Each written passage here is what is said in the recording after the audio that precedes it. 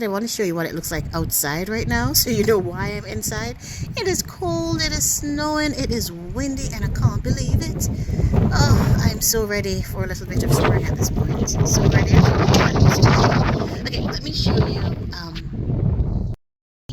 Let's jump into the purpose of the video here, which is to show you what products I'm going to be using in the garden this year to help protect my roses from insect damage and foliar diseases. All right, come on in. All right, sitting cozy here. Okay, so the first thing that I'm going to be using in the garden this year is going to be our dormant oil spray. Now, it does not have to be this brand. It can be whatever it is that you're comfortable with that you have available in your grow zone. This particular spray is going to be applied to the roses right now while they are still dormant.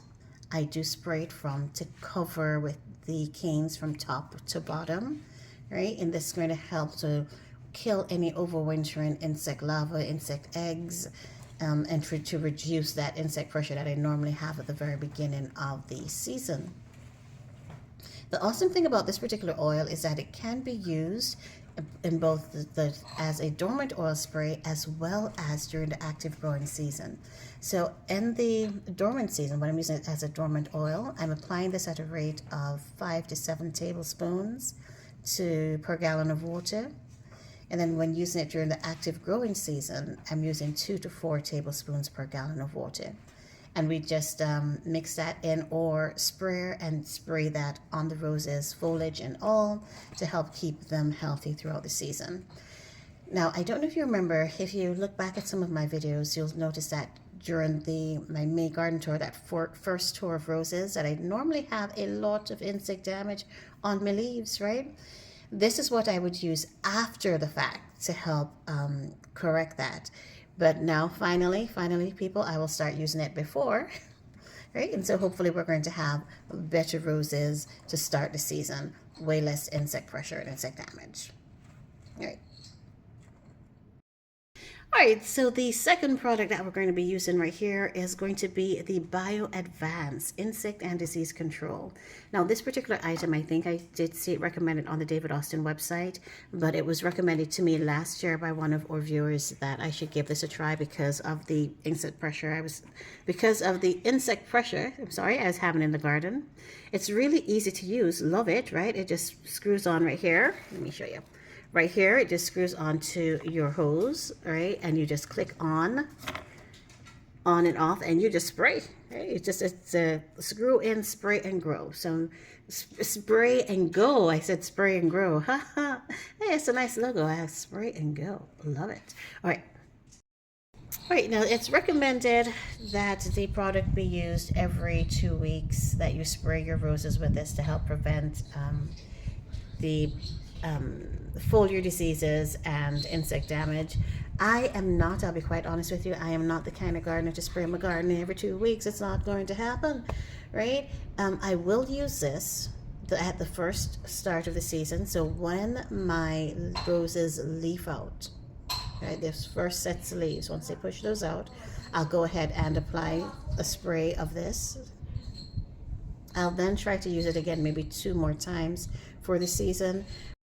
Yeah, so 2 to 3 times per season is going to be good enough for me. I find that the best way to keep your roses healthy, it's not necessarily with the sprays that you apply, but more importantly, it's with how you feed them and how you water them. They have to be hydrated, and because they're such great performers in the garden, they have to be fed. And I find that if we get those 2 things right, that we're going to need less of the sprays, right, in the garden. But all right, so I digress. Said that to say that, yeah, so this one I'll be using 3 times during the season. Once when the roses leaf out, one again mid-season and right before we hit those hottest summer months, and then one coming on to the cool fall, which is when I'd normally see a lot of black spot flaring up in the garden. All right, now let me show you my go-to, my number one, my get it done, my most preferred product to use in the garden here.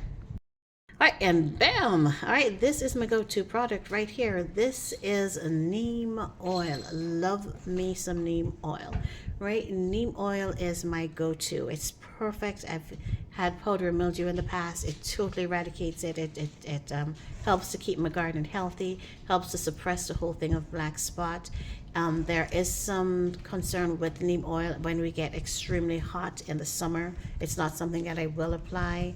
But outside of that, cooler seasons, it is a perfect, my go-to, my number one item that I will use regularly throughout the season on my roses to keep them healthy.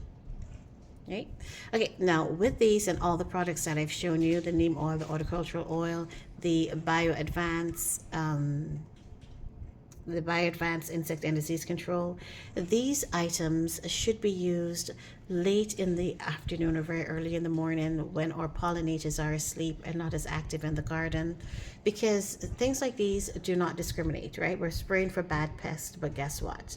You're going to have the good insects and the beneficials that are out there as well, and we want to ensure that we do not disrupt that population. Alrighty, so again, this is the 3 products that I'll be using in the garden, right?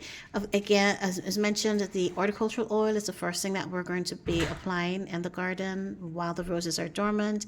And remember, we can use it during the active growing season. It really does work very well. Once the roses leaf out, my first set new leaves on the roses, I will be using the BioAdvanced.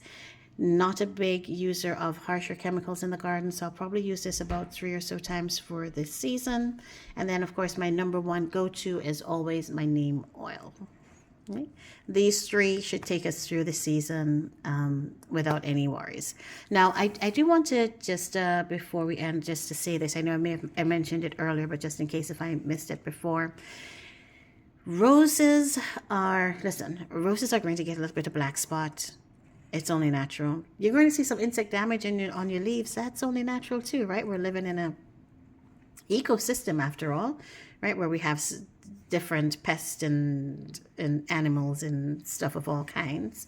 So you may have a little bit of insect damage and a little bit of foliar disease here and there, and that is okay. I'm thinking that what is most important for the health of a rose or any plant is that it be planted in the right location and the right type of soil, right? And then that plant is being fed and watered correctly. So roses, as we know, are, oh my goodness, roses are awesome performers, right?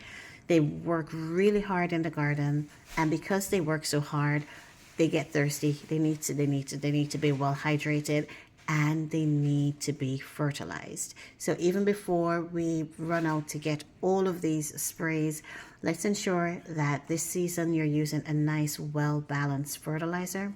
For me, I use the Fertilum Rose and Flower Food. I've used that ever since I started the garden about 4 years ago. It's always worked pretty well for me. It does not have to be that brand. Fertilizers and sprays, I think, are as personal to a gardener as our shampoo is, right? We all use a different kind of shampoo.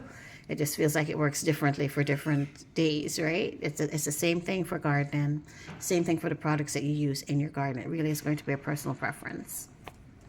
On the bit of fertilizing, ensure that you fertilize your roses once you do that early spring pruning. Ensure that you put down your first dose of fertilizer then. After your roses have bloomed their first flush, once you've gone in and deadheaded, take that time to put down another go of fertilizer, another granular or organic, whichever you choose is fine. And then know that throughout the growing season, you can supplement with either a tomato feed or some sort of liquid fertilizer, just to ensure that the roses are well fed and have the energy that they need to do what we want them to do, which is bloom, bloom, bloom, and bloom, and bloom again, right? All right. Woo-wee. Okay, I hope I covered everything that I wanted to cover with you. If I did miss anything, hey, feel free to drop me a comment and I will respond as quickly, and I will respond to you there. All right, but thank you so much again for having joined me for yet another beautiful day. Hopefully this is going to be our last snowish sort of a sprinkle that we're going to have for the season. As mentioned earlier, I want to get back into my garden, people. I'm missing my garden so much.